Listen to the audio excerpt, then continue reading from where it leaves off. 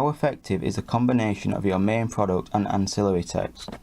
For my A2 coursework, I created a hybrid music video, Sven Karlsson 1999, as part of a group by the indie band Fraser, aimed at a predominantly white British male indie rock subculture, Dick Hebdige 1979, ABC Ones, aged 16 to 24, called Shine the Light. As well as this, for my ancillary text, I created a poster and an 8-panel digipack for this song. For the main product and auxiliary text to be a success, I felt that there needed to be clear cohesion of codes and conventions and stereotypes linked into the indie genre, such as the ideologies of the stereotypically Walt Lippmann 1922 cheap homey feel of the indie genre, and the moral panic Stanley Cohen 1972 of alcoholism, and connoting this between all three products that would help create synergy throughout these cross-media platforms. One of the main ways I did this was through including our hybrid music videos, Sven Karlsson 1999, band not only in the video but in both my ancillary texts, with the band featuring as the only pictures on my poster and on the front cover of my digipack, helping to create both ideal selves and ideal partners, Carl Rogers 1980, and these were further enhanced through the close-up Andrew Goodwin 1992 of the lead singer, who is viewed as an electronic shaman, Sven Karlsson 1999, and the medium close-ups of the other band members viewed as both ideal selves and partners, Carl Rogers 1980. I pastiche this idea from Razorlight Slipway Fire's album poster, whereby the 4 close-up images of the band members sees the lead singer dressed in a white costume and the other band members dressed in black costumes, signifying how micro-elements here distinguish the lead singer, who is a star persona Richard Dye 1975, from the rest of the band, which is in effect what I went for, and this links in with Bentley's 1997 theory of the making of the new and the rearranging of the old. To add to this, the high-key lighting used in our hybrid music video, Sven Karlsson 1999, of mainly dark reds, purples and yellows, pastiche from Arctic Monkeys' Bet You Look Good on the Dance Floor music video, which connotes the stereotypical Walter Lippmann 1922 alcoholism ideology of the indie genre, are visible in my ancillaries images of the band members, helping to create synergy. I also wanted to further enhance the representations, Stuart Hall 1980, of indie, so the band on my digipack and poster were dressed in stereotypical Walter Lippmann 1922 indie costumes, or predominantly denim and checkered tops, as mise en scène is a generic code and convention of the indie genre, and this links in with the personal identity aspect in Dennis McQuail's 1972 use and gratifications theory for our audience, and to add to this, in our hybrid music video, Sven Karlsson 1999, the band members are wearing similar costumes, so I didn't feel the need to challenge the generic micro-element code and convention through mise en scène. Another way that the combination between my main product and ancillary text was effective was through the use of synergy, and the most apparent example of this is the band's A logo, pastiche from Swim Deep She Changed the Weather music video, being present in both my ancillary product and ancillary text, as Bentley in 1997 said the making of the new and the rearranging of the old, which helps make a product seem creative.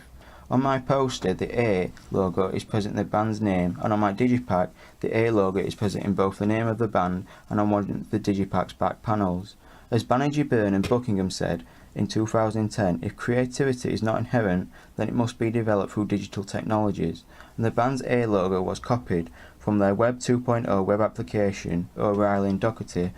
2004, and made red, linking in with the connotations of danger using the Paint Bucket tool in Adobe Photoshop CS 5.5, and once this was achieved by finishing it off with a black background done again using the Paint Bucket tool, it was placed in Adobe Premiere CS 5.5 and into our hybrid music video, Sven Karlsson 1999. A series of jump cuts then made the logo appear as though it was flashing, and this helped create a brand to establish this new local up-and-coming indie band, and further enhance star personas Richard Dye 1975 and personal identities Dennis McQuail 1972. As well as this on my poster, the pictures of the 4 band members with the lead singer being represented, Stuart Hall 1980 as electronic shaman, Sven Karlsson 1999 and star persona Richard Dye 1975, for a close-up shot taken using a Sony HDR HD 1000p recording camera, the rest of the band being viewed as both ideal selves and partners, Carl Rogers 1980,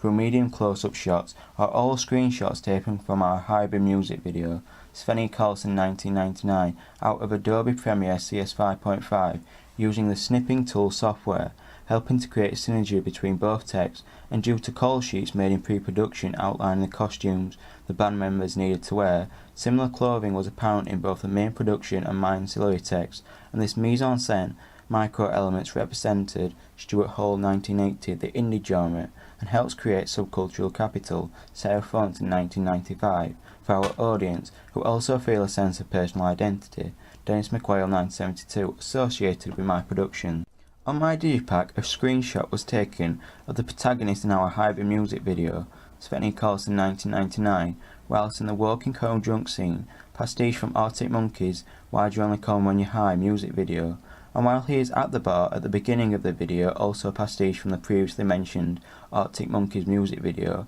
helping to draw both my ancillary text and the hybrid music video, Svenny Carlson 1999, together creating synergy. In the editing effect using Adobe Premiere CS 5.5 to make the character look drunk, which is a stereotypical Walter Lippmann 1922 code and convention as well as ideology of the indie genre, was done through fading and slow motion ghost editing, and this was apparent in the photo used on my digipack, helping carry the narrative through both the hybrid music video Svenny Carlson 1999 and my digipack.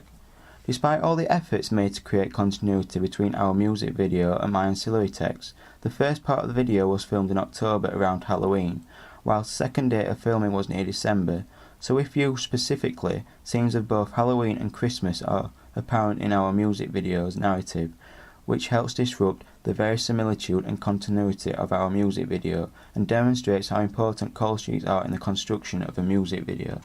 Although there are many examples in both our hybrid music video, Svenny Carlson 1999, and my ancillary text of how effective the combination between both were, there were aspects when I challenged this. For instance, our music video is predominantly set at night, pastiche from Arctic Monkeys' Why'd You Only Come When You're High music video, with the daylight shots used for the flashback scene being covered with a black and white filter done in Adobe Premiere CS 5.5, which is stereotypical of the cheap, homemade feel of the indie genre, making for a predominantly low-key light and narrative aspects to our hybrid music video, Svenny Carlson 1999, helping to create that enigma, Roland Barthes 1979, of danger, along with the band's red logo against a black background pastiche from Swim Deep She Changes the Weather music video. However, for my ancillary text I went for a lighter theme and colouring, as for my digipack, creating Adobe Photoshop CS 5.5, a picture I took of the sky and sun over a lake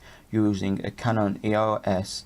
400D camera was stretched along 3 panels of my digipack, helping to draw synergy between the album's title, Shine the Light, and the visuals on my digipack, which I felt worked nicely despite the juxtaposition of colours and themes, David Bordwell 1989, between music video and ancillary text, and this was pastiche from Nine Inch Nails With Teeth digipack, whereby the background of their digipack is of an establishing shot of the sky, signalling how any theme may appear in any genre, David Bordwell 1989, and how if creativity is not inherent, then technology may be linked to advances in the creativity of individual users, Banerjee, Byrne and Buckingham 2010. I also adopted this theme for my poster, as the band's name is superimposed on top of another image of the sky, done by superimposing the text layer above the images layer on Adobe Photoshop CS 5.5, once again drawing comparisons between the album's name and the visuals, the locations of both the still and moving images in our hybrid music video, Svenny Carlson 1999, and my ancillary text are also juxtaposed, as the music video has a very urban feel to it, set in Sheffield city centre, along with the iconic West Street, which is stereotypical Walter Lippmann 1922 of indie's locally feeling genre, and helped build personal identities, Dennis McQuayle 1972 for my demographic, while the pictures used in my ancillaries were taken in a very rural location of Robber Valley Country Park. However, to create continuity, the back panel of my digipack, where the album songs are listed, are against an establishing panoramic shot of Sheffield city centre, and especially the iconic Park Hill Flats, taken with a Canon EOS 400D camera, helping to tie in the local feel, as both of Sheffield's iconic West Street and Park Hill Flats are a feature of my productions. Another way that synergy was created through our music video, Svenny Carlson 1999, and my digipack in particular, was once again through the mise-en-scène micro-element of location, as the picture for the front cover of my digipack was a long shot taken in front of Sheffield's iconic Crucible Theatre in the dark, the same time of day as when the music video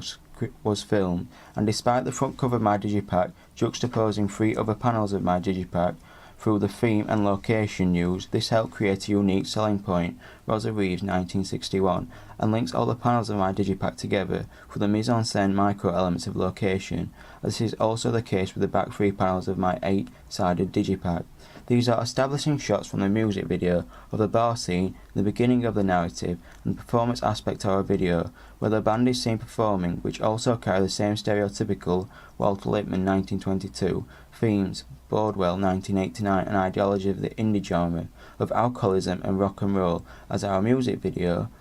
which in itself juxtaposes the front 3 panels of the digipack, once again reinforcing that unique selling point, Rosa Reeves 1961, of both our hybrid music videos, Svenny Colson 1999, and my ancillary text for my audience.